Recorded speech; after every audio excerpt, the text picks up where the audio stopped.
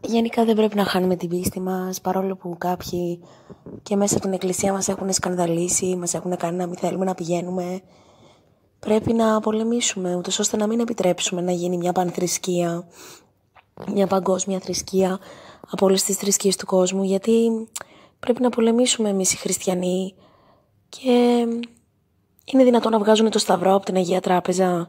Αυτά είναι αντιχριστιανικά πράγματα και τα έλεγε όλα η Αποκάλυψη και δεν τα πιστέψαμε. Θα έπρεπε να πολεμήσουμε εμείς οι χριστιανοί, να μην το επιτρέψουμε, να βγάλουν το σταυρό από την ελληνική σημαία. Δηλαδή δεν θα θέλουμε να πηγαίνουμε στην εκκλησία, αλλά μπορούμε να κάνουμε και το σπίτι μας εκκλησία. Δηλαδή να έχουμε εικόνες, λιβάνι, να έχουμε καντιλάκι, να κάνουμε την προσευχή μας. Γιατί ο Θεός δεν αφήνει αυτούς που τον πιστεύουν, μην χάνουμε την πίστη μας.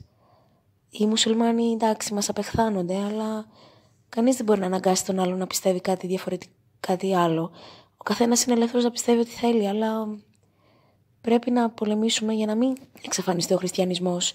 Δεν είναι δυνατόν ο Πάπας να έρχεται εδώ να κάνει λειτουργία μαζί με τον ιερέα. Αυτά τα πράγματα δεν είναι σωστά. Όπως η θρησκεία μας λέει ότι δεν πρέπει ένας χριστιανός να παντρεύεται έναν αλόθρησκο, γιατί είναι δύσκολο. Ο καθένας έχει τις απόψεις του και θα υπάρχουν έρηδες. Δεν πρέπει και στην εκκλησία να μας αλλάζουν τα έθιμά μας, τις παραδόσεις μας, να καταργούν το σταυρό. Αυτά είναι αντιχριστιανικά πράγματα. Είναι των Ιεχωβάδων και των Μασόνων. Και ο κόσμος αδιαφορεί. Δεν κάνουμε τίποτα, δεν ενδιαφερόμαστε. Κάποιοι δεν πιστεύουν καν ότι υπάρχει Θεός, ενώ τον βλέπουν κάθε μέρα. Έξω, στη φύση, σε όλα.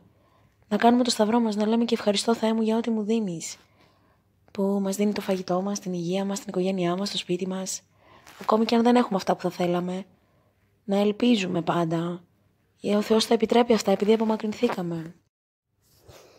Γενικά δεν πρέπει να χάνουμε την πίστη μας, παρόλο που κάποιοι και μέσα από την εκκλησία μας έχουν σκανδαλίσει, μας έχουν κάνει να μην θέλουμε να πηγαίνουμε.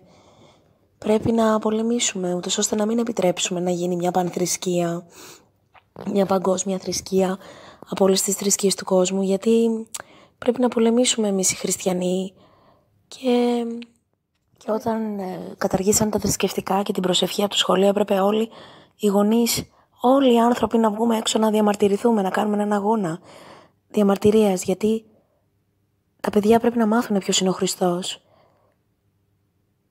και μετά να επιλέξουν ελεύθερα από μόνα τους τι θα πιστεύουν, αλλά ο Χριστός έδωσε τα πάντα για εμάς. Σταυρώθηκε για να ελευθερωθούμε εμείς από τις αμαρτίες μας και εμείς τον αρνούμαστε ακόμα. Είμαστε ένα χριστιανικό έθνος, η Ελλάδα. Και οι μουσουλμάνοι μας κυνηγάνε, θέλουν να καταργήσουν την Αγία Γραφή, που είναι η Παλαιά Διαθήκη και η Καινή Διαθήκη. Δεν πρέπει να τα επιτρέψουμε όλα αυτά. Είναι πράγματα αντιχριστιανικά και είναι μόνο η αρχή. Μετά θα έρθει και το σφράγισμα που θα βάζουν όλοι στο χέρι, στο μέτωπο. Το οποίο τώρα μπορεί να υπάρχει μόνο στις κάρτες μας, αλλά μετά θα είναι πάνω μας.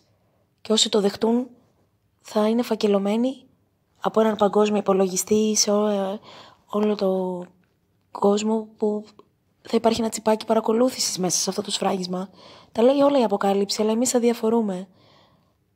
Βέβαια, όποιος δεν σφραγιστεί δεν θα μπορεί να πουλήσει ή να αγοράσει τίποτα, αλλά είναι πόλεμος των χριστιανών. Πρέπει να αντισταθούμε. Πρέπει να διασώσουμε τα έθιμά μας, το χριστιανισμό. Πάνε να καταργήσουν ακόμα και τη λειτουργία από την εκκλησία.